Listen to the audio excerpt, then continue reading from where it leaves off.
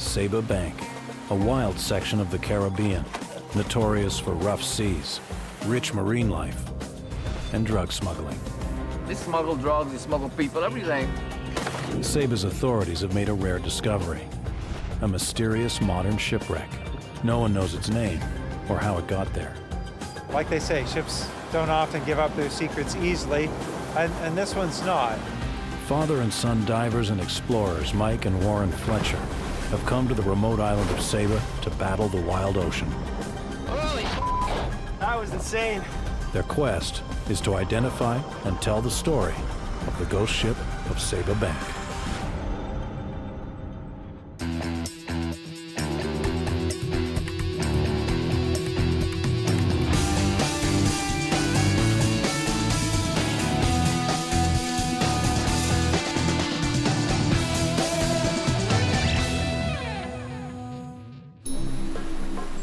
The volcanic island of Saba was settled by the Dutch nearly 400 years ago and was infamous as a refuge for pirates. Since then, its steep cliff faces and rocky coast have kept the tourists away. Offshore lies Saba Bank, a 2,000 square kilometer marine paradise, a great incubator of sea life in the Caribbean, and home to a ghost ship. The Dutch Navy accidentally discovered her May 12, 2006, during a mapping survey of the ocean floor. Sonar scans revealed a modern steel-hulled ship, approximately 100 meters long, resting on the bottom. On average, 110 large freighters are reported lost each year at sea. But in this age of international registries, GPS tracking, and shipping logs, only 1% go unaccounted for. The discovery of a large wreck with no identification, no record of a mayday call, and no sailors reported missing is simply unheard of. It's like it just appeared on the ocean floor one day, and that just doesn't happen with modern ships. For Warren and I, the chance to solve a mystery like this is a remarkable opportunity. Mike Fletcher meets with Jan Drost, a retired Dutch Navy officer and member of the St. Martin's Sea Rescue Unit. He's been investigating the ghost ship for 3 years, but has discovered nothing. This is an unusual phenomenon. A modern, fairly modern ship, a big steel boat. Big steel boat, over 300 feet. Right, Yeah. it just appears out of nowhere. Out of nowhere, ships of this size, it's nearly impossible that they disappear. They have proper communication equipment. They are Sure. not dependable anymore from one small VHF transmitter. So it doesn't happen that a ship goes down without letting anybody know. No. It's impossible. And nobody knows anything about this ship. On Saba, they know nothing about it. St. Martin knows nothing about it. I even searched in my files from the Coast Guard if there was a mayday, if there is received anything, and nothing. We know nothing about this ship. Nothing. And Drost has spent his career policing the waters around Saba, a hotspot for smuggling and criminal activity. One theory is the ship was involved in something illegal, which might explain why there is no record of it going missing. Well, and hearing your experience with drug trafficking, I mean, it wouldn't be unusual for a freighter this big to be involved in contraband either. No, that would not be strange. It is just outside U.S. territorial waters.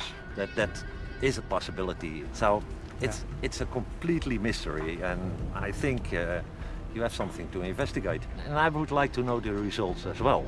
Well, we'll work together on this. Whatever we find out, I'll be sure and pass it Well, on. I would appreciate it if you keep me informed. Could the massive freighter have been smuggling drugs just outside the reach of American law enforcement? Saba's authorities and people want answers. The dive detectives hope to provide them. The starting point in their quest is the ship itself. They will have to conduct dangerous penetration dives, scouring the compartments for a name or registration number. Armed with those clues, they can analyze shipping logs and marine reports in order to piece together the tale of the ghost ship. We've explored lots of shipwrecks around the world, but this is going to be a difficult dive. Just getting to the wreck is a challenge. The condition on Saba Bank can be really choppy, and the weather can change in an instant.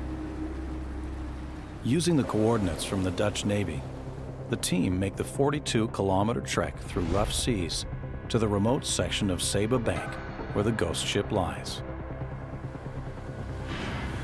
Saba is known to divers around the world, but few venture this far offshore. On the bank, huge waves converge from virtually every direction. Fierce squalls can appear without warning, and below the surface, it's a feeding ground for tiger and reef sharks. The many dangers have helped guard the secrets of the ghost ship. Members of Saba National Marine Park, Greg van Lake and Jan den Dulk, know all too well the perils of diving on the bank. It's just the fact that we're so remote. We're 26 miles away from shore.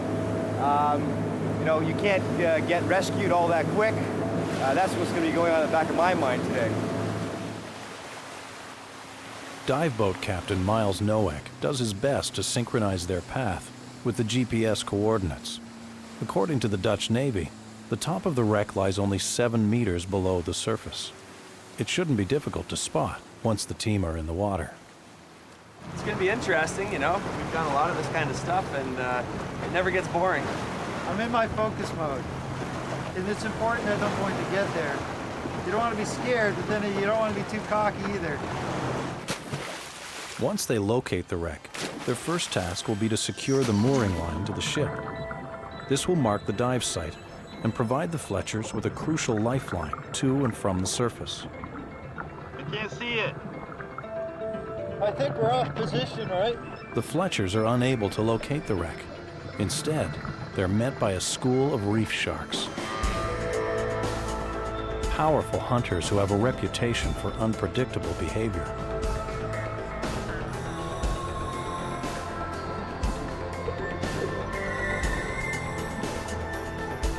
We're not gonna find it. We should get out of the water. The surface current and churning waves have knocked the team off target. Look out!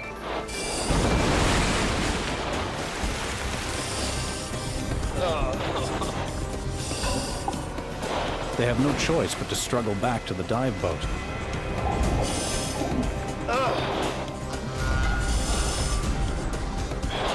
Weighed down with 2 extra large tanks and a camera, Warren is in danger of being crushed as the boat rises and falls in the swells.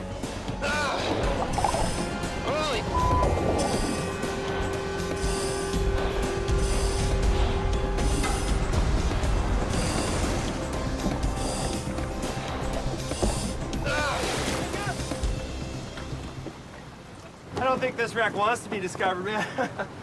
That was insane. Everybody okay? I'm pretty whooped. Okay. The team need a better plan to get a line on the wreck. You not seen it on the sounder? Not as of yet. Mike helps Miles locate the target with the depth sounder. The depth sounder detects sound waves reflected off the bottom. This presents the team with a profile of the wreck and allows them to lock on to its exact position. None of what we just experienced would have happened if it was a nice day on Saba Bank. You know, on a nice day, you get on the position, you look down, you see the wreck, you jump in with a rope and swim down and tie it on. It's why this wreck was so slow being found. Visibility was Yep, perfect. there we go. There we go. We're on it. There we go. There we are. Ready? The Fletchers need to mark the location of the wreck with a buoy. They head out into the rolling surf to position it near the site. Miles, I'm getting a little nervous about this weather. It's getting really dirty back the way we gotta go, and this swell is picking up quite a bit. I think that we need to be out of here at 1 o'clock at the absolute latest. Mike and Warren move the buoy into position.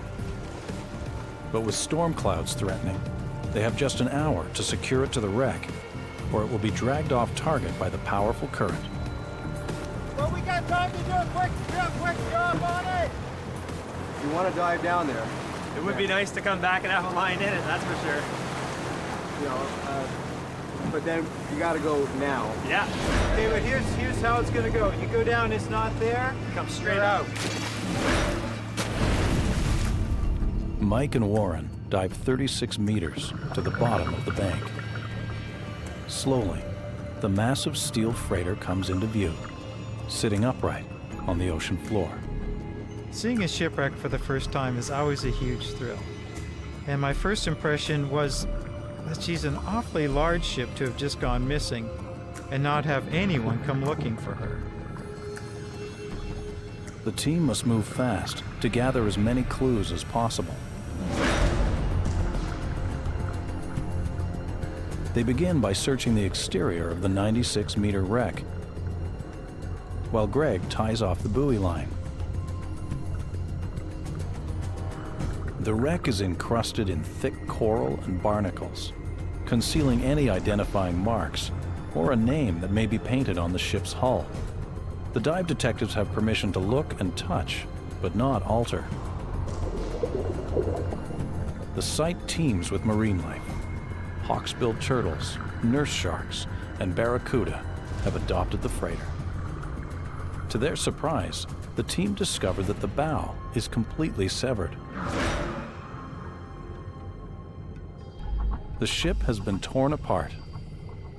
It's nothing like the Dutch Navy sonar images taken just 3 years earlier, when the ship was intact. It's quite possible the wreck's been hit by a hurricane. Some have enough power to move entire wrecks across the bottom. A strong hurricane might have enough force to tear the freighter apart. Time is running out, and the Fletchers must return to the surface. Warren looks back and catches a glimpse of something stashed deep inside the wreck's cargo hold. They're out of time, but the hold's contents could be an important clue to the ship's identity. Intriguing. It looks like a wreck with lots of questions and no answers. We're past the first hurdle. It's a nice feeling to know that that line is now in the wreck. And if we get 2 days of bad weather, we can count on being able to get on the wreck and helping everybody here and save us solve the mystery. Yeah. The mysterious circumstances surrounding the ship's sinking suggest she could have been carrying something illegal. The area around Saba Bank is a major transport route for drugs moving north to the U.S. The next step is to find out what the locals know. Some Sabans suspect drugs were involved and want to find out just what happened in their own waters. Mike meets with Frank Granger, the first Saban notified of the mystery wreck. I've never heard nothing about a ship, no survivors or anybody, no family members coming to look to find out anything about the missing ship. And the ship was almost likely by a company. The company lost the ship. The operators of that vessel should have known where it left and where it was going, you know. Right, but none of that. No, none of that. We never heard nothing that the ship was missing on our bank.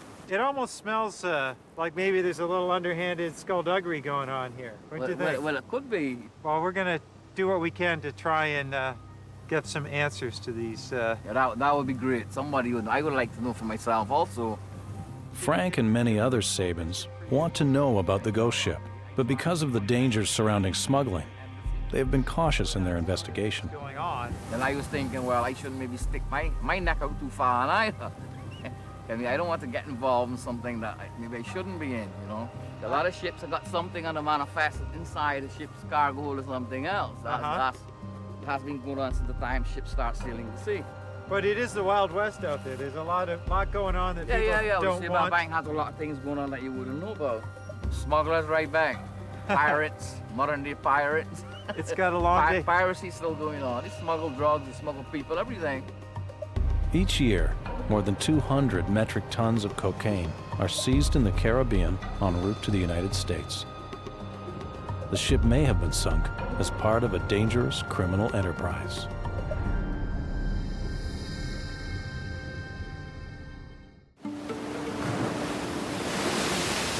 The Fletchers plan a challenging dive designed to access the ghost ship's cargo area and determine just what she was carrying. Critical clues to identifying the wreck. You've got to remember that diving is the most crucial part of this expedition. Identifying the wreck has to come second. The most important thing is just not killing yourself down there.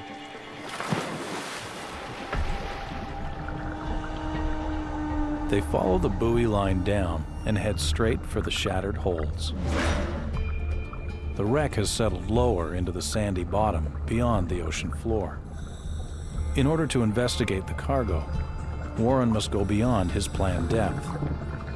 His air mixture allows him to safely dive to a depth of 36 meters. But now he must go deeper, a risky business at these depths. He propels himself down another 6 meters into the hold.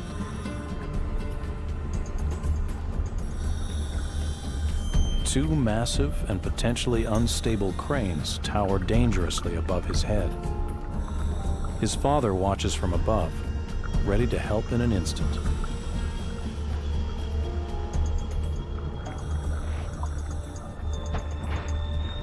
He discovers large shipping bags. They are rock solid, a clue to their contents. Warren's efforts may provide the team with their first big break, but he may have put his life at risk.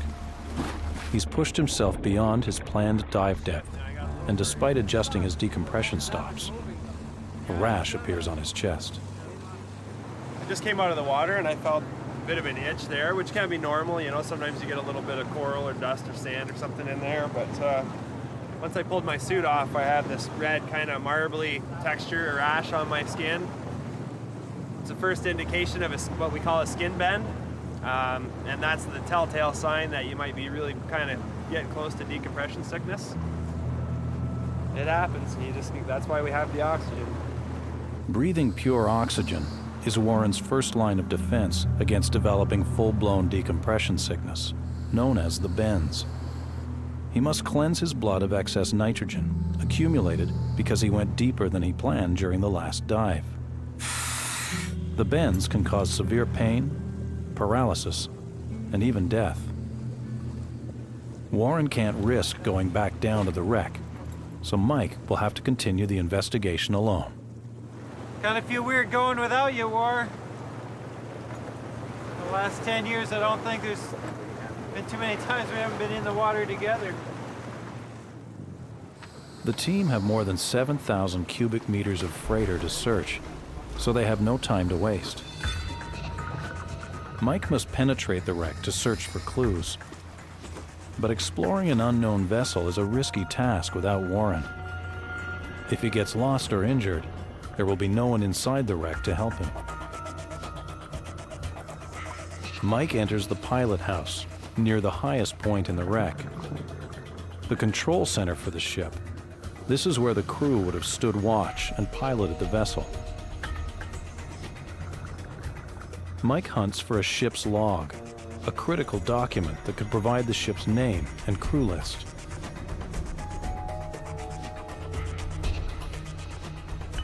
One wrong move in these tight spaces, and this maze of debris could trap him. It's kind of a weird, tumultuous feeling. I don't know how to describe it. I love seeing what's going on down there, and I also love to be there with my dad in case if he has a problem and I can help him out. Me and my old man do have a weird relationship. We do lock horns quite a bit, but it comes right down to it, we're there for each other. Due to the danger of searching alone, Mike limits his investigation to the pilot house. Frustratingly, there are few clues among the tangled wires and smashed control panel. I'm not finding the typical machinery you associate with the pilot house. The steering wheel doesn't seem to be there. The pedestal that holds the steering wheel, none of that's there. And that's really got me wondering. Either it's been knocked down and lost in the clutter inside the cabins, or someone's been there ahead of us and has taken it.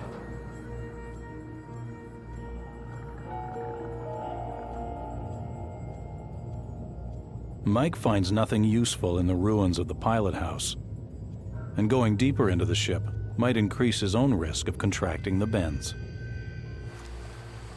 Topside, the oxygen has worked, and Warren's skin bends have disappeared. But the day is cut short. It's too soon for Warren to dive again, and it's too dangerous for Mike to continue without him. Like they say, ships don't often give up their secrets easily, and this one's not.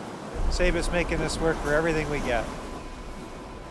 The only clue the team have to the ship's identity are the big bags Warren found deep in the cargo hold. He and Mike believe they may contain cement gone rock hard on contact with the seawater. The next dive may uncover evidence of contraband cargo, but for now, the Fletchers follow up on their one solid lead.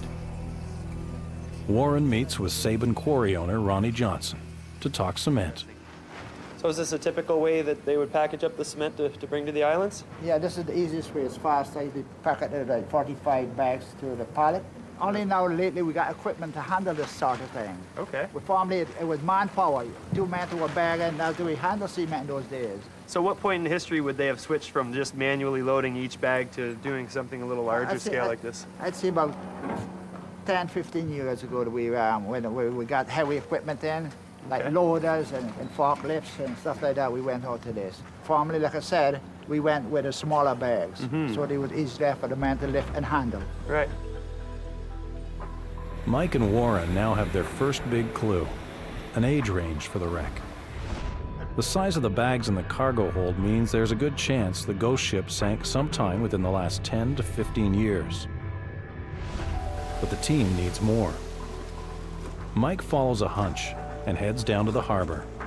The local fishermen know these waters better than anyone and constantly monitor the emergency channels. Are you Nicky? Yeah. Hi, I'm Mike. Maybe someone heard a mysterious distress call within the last 10 to 15 years. I know a few calls I've heard are probably possible. Mike gets a break. Fisherman Nicky Johnson heard a distress call that may have a connection to the wreck. It was an SOS from a Spanish cargo ship to the French Coast Guard. You actually heard a Mayday call? Yeah. 10 years ago? About eight years ago. Yeah. They were saying that they were coming from Venezuela, bringing cargo, and they were taking on water, and they were going down, and then when the French Coast Guard asked where was the captain, and the guy who was on the radio told him that the captain had went downstairs to check on the problem that they were having, taking on water, and he slipped and hit his head, and he was down below. And a few minutes later, he called and he said the boat's going to get ready to go down. They're going to put the life raft in the water and get into it. And then after that, there was no more radio communication. I was hoping to see something in the newspaper that he had found the guys, but nothing ever came up. It went quiet, real quiet. See, whenever I hear about a ship like this, immediately I think of insurance fraud, but nobody in their right mind is going to sink a ship in 120 feet when he can sink it in several thousand feet. Yeah. If you're going to do a fraud, you don't want the evidence to be found. Correct. So that's why, to me, it doesn't make any sense. The only other thing that makes sense to me is that there was somebody carrying some contraband, they got into trouble, it sank, and they all ran away. And they're hoping like heck nobody's ever going to put somebody's identity to that wreck. I think so. I think it's something like that. I've heard a lot of boats go down, but no one ever finds them. Nicky shared his Mayday story to help the team with their investigation. Now he asks a favor in return. He's an 18th generation Saban fisherman, but his way of life is under threat. A massive oil depot on the neighboring island of St. Eustatius draws hundreds of oil tankers from all over the world. Man, that's a big ship. Wow. Many of these ships drop their enormous anchors and chains, often causing irreparable damage to the bank. And you can see the damage the anchor chain does just rubbing on the ship itself. Those big scrapes. Yeah. Ships' anchors threaten huge tracts of marine life, and with it, the livelihood of fishermen like Nicky. Destroying everything on the bottom that took years to grow. The tankers are very destructive to me and the Saba Bank. When I listen to Nicky's story, I care for guys like Nicky. I hope guys like him, honest guys who are just trying to make an honest living, will have a future. The Fletchers dive to investigate the damage the massive anchors are inflicting on the bank's sea life. The massive chain measures approximately 300 meters in length and weighs over 30 tons. It cuts a wide swath across the ocean floor. Mike examines a delicate yellow barrel sponge. Potentially half a century old, it has been toppled by the chain and cannot survive in an overturned position. They see firsthand the scars left behind as the anchor dragged across the ocean floor for 100 meters, destroying everything in its path before tearing into the seabed. Seeing the anchor scars, I now understand how a Saban way of life and an essential part of their identity is in jeopardy. Without protection, the beauty and diversity of Saba Bank will continue to be at risk. Early the next day, Mike and Warren get ready for the most challenging dive of all. They've searched the exterior of the wreck and explored the pilot house and cargo holds, but they still don't have enough evidence to identify the ship. Now, they penetrate the hatches and go deeper than ever into the wreck, searching the crew's quarters for personal effects, anything that might give them a name. They tread carefully through the smashed hallways and tight cabins, knowing that human remains may lie around the next corner. They traverse stairways and move through rooms, searching for ID tags, wallets, anything left behind by the crew that could tell them who sailed this ship and where it was headed.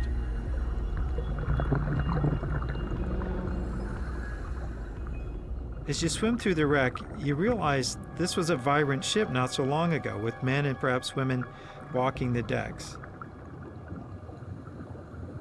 I don't think they're there now. There's no solid evidence of something tangible that would help us identify an individual. Were they lost to the sea? Did they go down with the ship? We just don't know.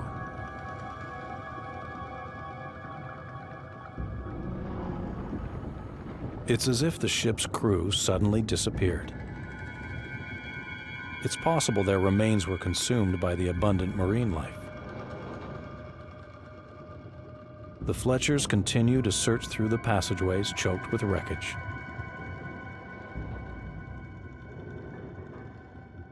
Warren makes a discovery that could be a clue to the missing crew. He's found a flag tangled within the stairway. Oh, it's definitely a clue, Warren. Oh yeah. No one on the team recognized the flag. It could be a courtesy flag, used by ships everywhere as a sign of respect when entering another nation's waters. Or it could represent the country under which the ship was registered. Either way, it may result in a breakthrough. Warren goes online, scanning through flags of the Caribbean, searching for a match. Hey, there's one that looks like it. St. Vincent Grenadines. I don't think there's any question. It is a huge break for the team. St. Vincent and the Grenadines might be the ship's home country. It's a promising lead for us, but without a name, we're still searching for a needle in a haystack. We're gonna have to go deeper into the wreck. The ship's engine room is the last part of the ghost ship to be explored. But the Fletchers will have to descend 5 stories into the heart of the wreck to find it. Look for an engine builder's plate. Something often in the engine room will be a key as to the identity of the vessel. Few divers would drop so far into a completely unknown wreck. But if they can find a name or serial number, they could crack the case wide open.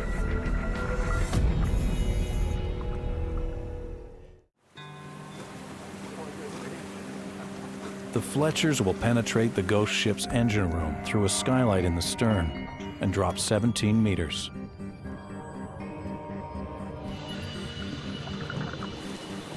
Working that deep in the ship with no communication to the surface, Mike and Warren will be entirely on their own. If anything goes wrong, no one will know until it's too late.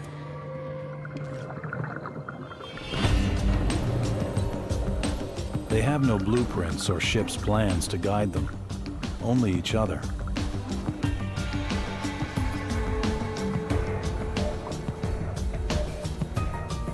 They finally reach the engine room. A maze of narrow stairwells littered with smashed machinery, electrical cables, and broken pipes. Their own movements stir up years of debris, clouding their visibility.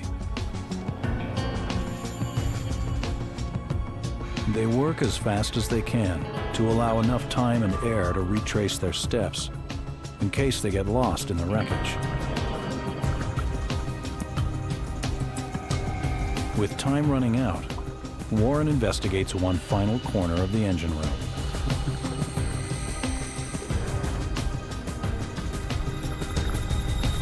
And his efforts pay off. I don't know if you noticed this, I found some writing. It's on an electrical panel, Yeah, right? you can see all the wires sticking out. I think it's Russian. It's gotta be. It's that crazy Russian alphabet. I wish I knew what it was called, but now this is odd because it's Russian at the bottom, and I'm not sure, but to me that looks a little bit like Polish. If you look really close right there, it says 1968. It's stamped in there. Yeah. So we're looking for a ship that sank, obviously, after 1968. Right. So you think this is some sort of Admiralty inspection plate? Or maybe the date that this panel was manufactured. I'm not sure. Depends where the ship is from, how often these things have to be inspected, and how they have to be certified, right? But let's assume that this is a Eastern Bloc ship. I think we can assume that for sure. Yeah. The clues salvaged from the wreck are helpful. The ship was probably built in the 1960s, somewhere in Eastern Europe, and may have sunk within the last 10 to 15 years. But the Fletchers still need a name to piece together the story of the ghost ship. They believe their only option is to remove a section of coral and barnacle growth from the stern, in the hopes that the ship's name is still visible below. Mike finds Jan den Dulk, manager of Saba's National Marine Park, at work on one of the island's nature trails and seeks permission for the operation. And as the manager of that area, do you have a problem with us getting a little aggressive when it comes to trying to uncover the name that's covered under a bit of marine growth? I think, since the word got around this island, of course, there's lots of stories and people are vaguely remembering things they've heard. Right. So there's a lot of mystery about the wreck, and I think the people in this island would, like to have that solved. Permission granted. The Fletchers prepare for their final dive. The people of Saba are looking to them for answers. And now, the entire investigation hinges on what Mike and Warren can uncover beneath years of sediment and growth. It's hard work, and any paint still on the ship could easily come off with the coral. We've done jobs like this before on commercial ships, often using water jets. But the hammers are actually better because we can control the amount of force needed to just remove the growth and still trying to protect any writing that might be underneath.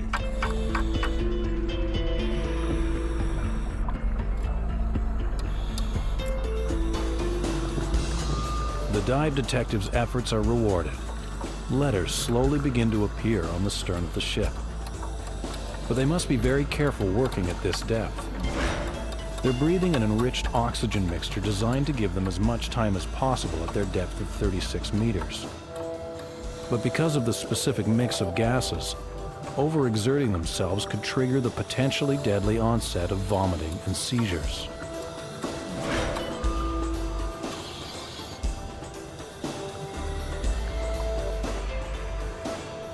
A name emerges. It could be the clue they need to unravel how this massive freighter ended up on the bottom. Awesome. It always seems to work this way. You have a lot of bad luck, things aren't going your way, and then right at the end it all comes together. But Mike and Warren disagree about what they found. I say Narina. Marina? Narina. Yeah, you think so? Yep. I sure thought it was an N. N or M? I thought it was an N. Okay. Well, I'm going to go with Marina. Okay. You just said Marina, and now you're saying Marina. I want to be right. Now, hold on. There it is right there. Wow, it looks like an N there. It sure does. Okay, so N-A-R. But, whoa, wait. See that little triangle that comes down? Mm-hmm. You see that tiny little bit of a line right there? Uh-huh. I think that might be part of an M. Okay. If you see that, like that line right there should continue down, but it doesn't, it breaks up. See that? Yep. So I think you're right, I think it is Marina. Okay, so M. Marina makes more sense, it's a very nautical term, right? I don't know. I think it's a woman's name. It'd be a good name for a ship anyway, Marina. The team have amassed an impressive body of evidence.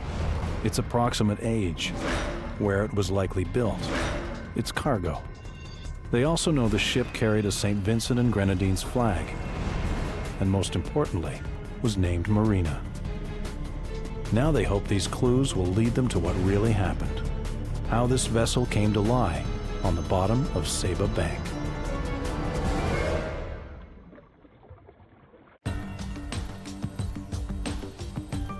The Fletchers have given the ghost ship a name, Marina. Warren heads to Miami in search of the freighter's shipping records. He meets with Kenneth Gale Hawks, an ex-Marine, a lawyer, and an insurance investigator. If there's one person who knows how to trace a ship in the Caribbean, it's Hawks. We can see that there are a number of marinas. Oh, yeah. Hawks has found several ships named Marina in the official shipping logs. Warren must help him narrow down the list and identify the correct vessel. Those tons. Yeah, that's way too big. We know that isn't it, right? Mm-hmm. Okay, and Oh, well, there you go, St. Vincent and Grenadines. We actually found a St. Vincent flag on board the ship. okay. And heavy cargoes. This tells us that this is the build history. Shows Yeah. that she was built in 1968. Oh, See- yeah, 1968, yeah. Did you see anything in the ship that indicated 1968? We did actually, on an electrical panel, we found a date that had been stamped in, and it was 1968. So that's Okay. really interesting. It says three holds, which is right. There were 2 large cargo holds and then a smaller one at the bow. And one engine, basically. I only saw one engine, yeah, single propeller.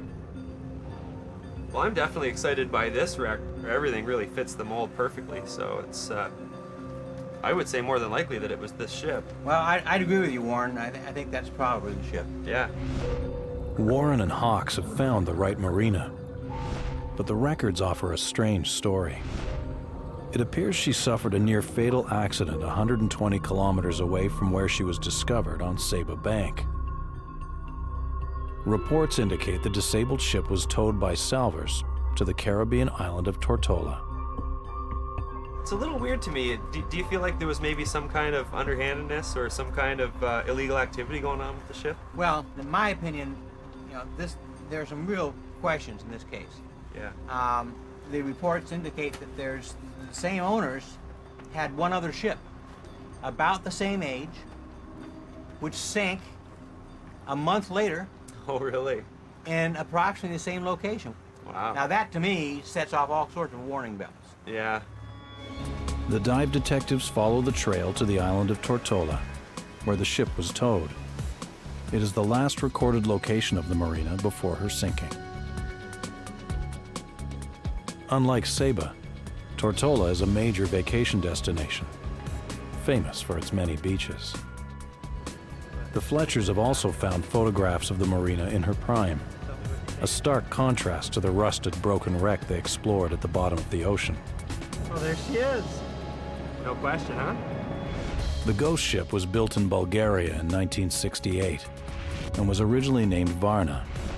Based on shipping records, she spent 25 years hauling cargo around the world until the early 1990s, when a company in the British Virgin Islands bought her and used her to move cement in the Caribbean. The final reports of the Marina have her in trouble during high seas just after midnight, August 4th, 2000, not far from Tortola.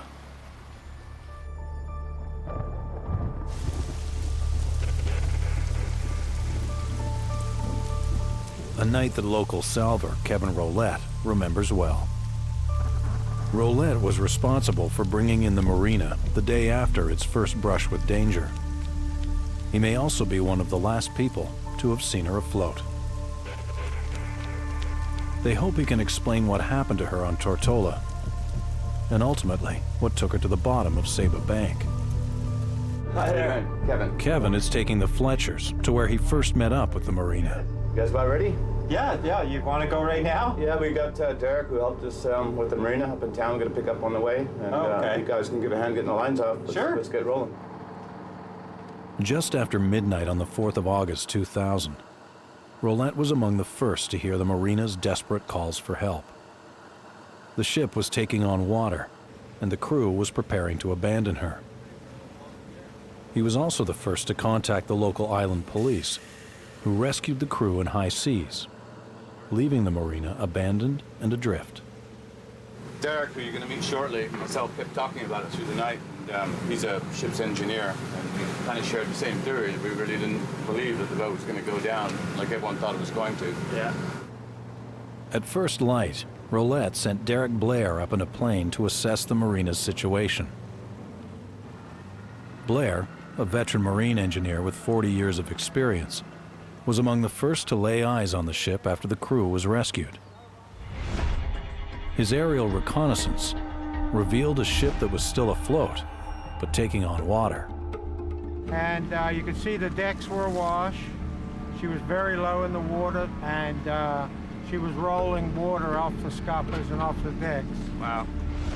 Abandoned hours before, the Marina was drifting dangerously on a collision course with the rocky shores of nearby Ginger Island. Authorities feared that the Marina's massive fuel tanks would rupture when she smashed into the island, an environmental disaster in a region dependent entirely on tourism. Rolette decided to save the ship. Typically, the jobs we get around here in the BVI would be yachts that get in trouble, maybe smaller merchant vessels, but this was clearly much larger than what we normally deal with. But also very aware of the fact we're running out of time, that this thing was going to be on the rocks if we didn't do something, give it some effort. Yeah. As quickly as we could. The salvage team scrambled into action. Blair was the first person to board the Marina. He saw a ship in desperate shape. The evidence suggested sabotage.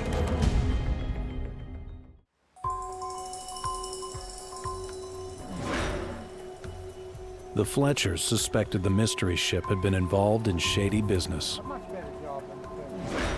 Now they have an eyewitness. Do you have any idea maybe where the water was coming into the ship? When we pumped the engine room down, we did notice we were still making water on the port side forward.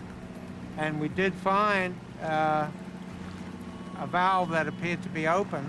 When we shut this valve, it definitely cut down the amount of water ingress to the vessel. Wow. Oh, that's a little suspicious, isn't it? Yeah, absolutely. You know, these big valves don't open themselves. Right, right.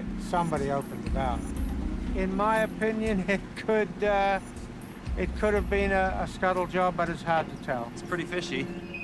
What at first looked like an accident may have actually been an attempt to sink the ship on purpose, gone drastically wrong. A key valve was left open inside, and the Marina was carrying much less fuel than expected, suggesting that the order to abandon ship may have been prearranged. The ship's owner may be the only one with the answers. It's just in my nature to be inquisitive, and I've worked in the marine industry long enough to know that there's a lot of slippery fish out there. Did you ever get the feeling like this guy maybe wasn't on the up and up? I can't say that at first. In my dealings with him, I found him very charming, interesting guy, interesting background. For me personally, the biggest task was to try and get the thing under tow. And at that point, she had her rudder turned, so she was quite unwieldy with a heavy lift to one side, water scooping off the deck. Salver Kevin Rolette and his crew managed to stabilize the Marina and safely tow her 38 kilometers to Tortola, where he continued to make repairs. Later that month, Rolette photographed the Marina's crew returning to the vessel and stripping the ship of all remaining valuables. The photographs explain why Mike and Warren found nothing of a personal nature on the wreck. They also suggest that the crew may have known the ship was done for. Tortolan authorities ordered the Marina's owner to remove the derelict ship from their waters. The owner said he was taking the ship to Trinidad, and under his control, she headed out to sea. When you saw the Marina sail away from Tortola, did you have a good sense of what was coming? I definitely would say I was suspicious and curious about what her final outcome would be, yes. The Marina leaves Tortola in September 2000, never to be seen or heard of again, only to reappear on the bottom of Saba Bank. So do you find it surprising that we managed to find the Marina down on Saba Bank? No, I'm afraid not. It just confirms what we first thought, that more than likely it was a scuttle job gone wrong the first time, and the last time the owner was there, so they did a good job. Perhaps after decades of service, the freighter had outlived its usefulness. The cost to repair and get the Marina back up to safety specs could have been hundreds of thousands of dollars. Even towing her to a port where she would be sold as scrap would cost more than she was worth. Instead, she ended up on Saba Bank under questionable circumstances. Only her owner knows the truth, but he died in 2001, a year after the ship was last seen.